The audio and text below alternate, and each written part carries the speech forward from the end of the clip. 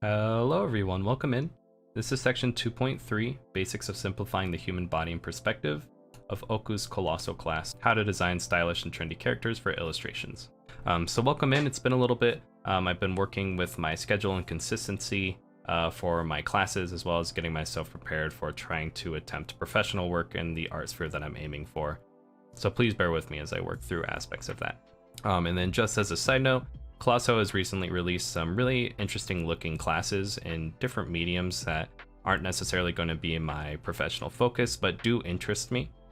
So I am considering those. If you guys are interested in those, just let me know on any of my socials that I'll link around here, or in the comments down below in any of my videos. See if there's an audience that's interested in seeing reviews of these classes that have my interest as well.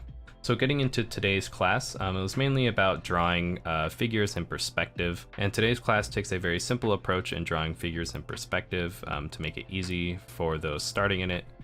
Detail will generally come later in helping defining that figure, but for now it's mainly just drawing figures in perspective first and foremost. So starting into the notes, we start by understanding where the recognition of drawing comes, which first is going to occur from the overall silhouette, the figure that we see. The second, by the proportions that we see between the aspects of the figure. The third, the form of the shape itself. And fourth, the details of the figure. And that's why Okku really stresses the overall silhouette, and the proportion of the figures are really the most important, are going to create the strongest impression first, so it's important to nail those down.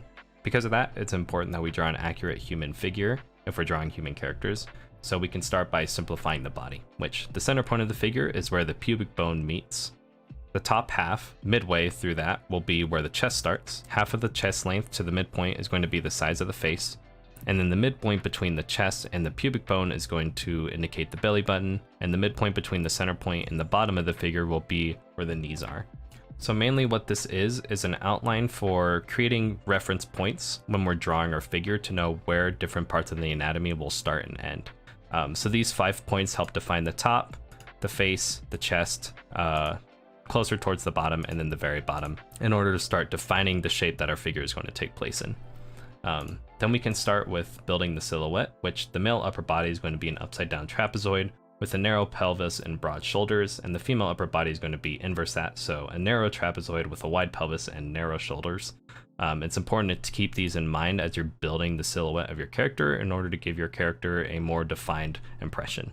And then common basic shapes to work with, and it's what Okku uses in the example listed in the lecture. Boxes are going to be drawn for your ribcage and your pelvis, generally tilted upwards for the ribcage and downwards for the pelvis, in order to account for your spinal cord and the compression that it occurs, and then cylinders for the limbs. Circles for joints, and a circle with a box for a head, and then squares for the palm and rounded squares for fingers, and triangular shapes, or really cheese wedges as she calls them, for feet. So to help visualize this, I'll show an example here. I'm sure you guys have seen this. This is the classic wooden mannequin that you guys have probably played with in art class or have seen around at like Michael's or something. Generally basic shape that we're going to approach with when trying to draw the common basic shapes of our figure, at least through Okku's example. And then, as mentioned, when you're drawing on a side view, the box for the ribcage is going to be tilted slightly upwards and the pelvis box slightly downwards.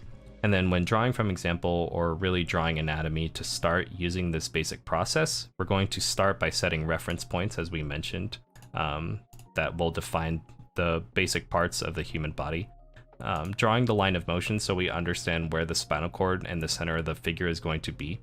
And then using both of these to add in appropriately sized shapes that will indicate the limbs and the different parts of the figure.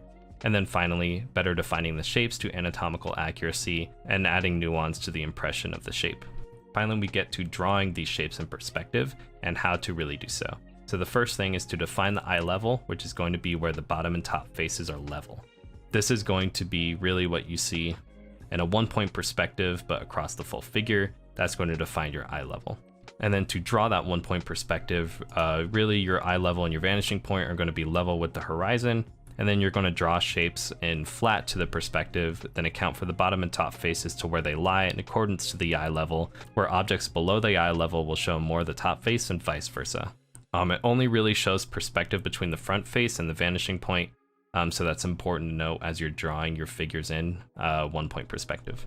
And 2-point perspective, it's going to be the same concept, but there's going to be 2 vanishing points with the eye level still level with the horizon, and a 3-point perspective, which is generally used the most, and the eye level and 2 vanishing points are going to be the same as in a 2-point perspective, but then you're going to add a 3rd vanishing point above or below that eye level. It's important to note that distortion occurs closer to the vanishing points in the eye level as you draw your figures in 3-point perspective. And finally, some things to note as you're working through the simplified human figure process in perspective, that when drawing, it's important to first match the figure to the perspective and then correct any mistakes you might have as you draw it, because corrections and subsequent details to the figure can be corrected properly when it's drawn in space to the perspective. So a quick summary on the rundown of what we went over today for the notes. Know the points of reference on a basic figure in order to streamline the process of creating a basic figure in perspective. Aim to draw in the perspective first and then correct your errors that you've created as you draw your figure in order to better align that shape and perspective. And then the self-assigned homework is to draw a basic figure in our most common point perspective, which is going to be our 3-point perspective. So that was section 2.3, which offers us a very basic approach to drawing figures in perspective from Okku. We're going to be working through a little bit more of the basics before we start getting into more character design stuff and the process that Okku mentioned at the start of the course. So stay tuned for further lectures as outlined by Okku. As always, I hope this helped, and if you guys have any questions or concerns for me, feel free to leave me any questions on my socials, which I'll link around here again, or down in the comments of any of my videos. I'm more than happy to answer them where I can. Thank you guys for tuning into today's class, and as always, I hope to see you in the next one, and I hope you guys have a good day. Take it easy.